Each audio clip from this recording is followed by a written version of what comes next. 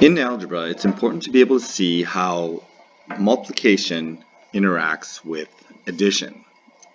So when we have two different things or two different pieces here along the horizontal and two different things along the vertical, these two different pieces have to be combined with addition because we can only count these together as a group and we can only count these together as a group. So this is a group of 2x and this is a group of 2.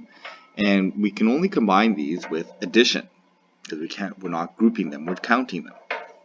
We want to see how addition and multiplication, which is our area, are going to interact. And to do this, we can see this with algebra tiles. So in this case here, we have along the length, so along the outside of the line is our length and width. Okay, so here we have x, x, 1, and 1.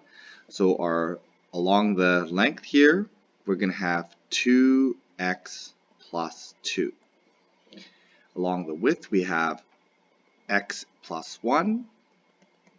And our total area, and we can count this up, the area inside is we have 1x squared, 2x squared.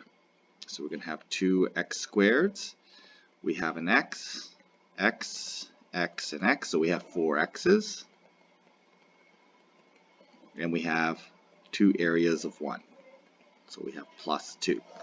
So there's our area. And we can see that we're going to have these lengths here interact with these lengths here. So it's going to the x is going to interact with the x, but also going to interact with the plus 1. So all these lengths here interact with all these lengths here. So there's two pieces that it interacts with vertically.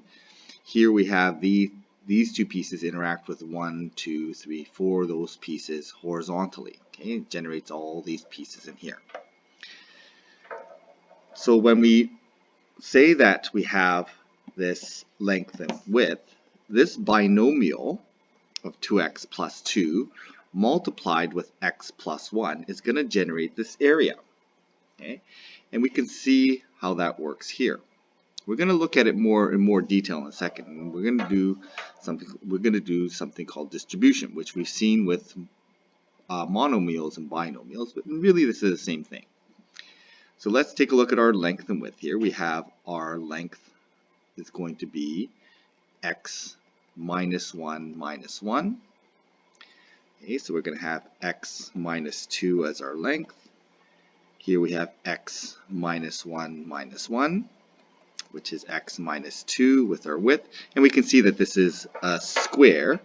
However, the product is not going to be necessarily a square because we have these pieces, and these pieces are different signs. So our area then ends up being x squared minus x minus x minus x minus x. So we have x squared minus 4x's. And then we have plus 4 ones, plus 4. So we multiply x minus 2 binomial with x minus 2 binomial. We get this square shape here. And we end up with the area of x squared minus 4x plus 4.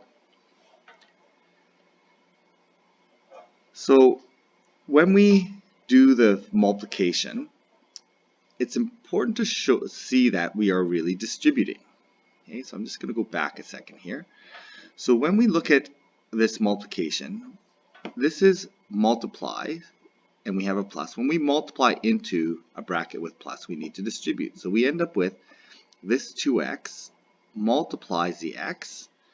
Yeah, so we end up with 2x squared. So 2x times x gives us this piece here, this block.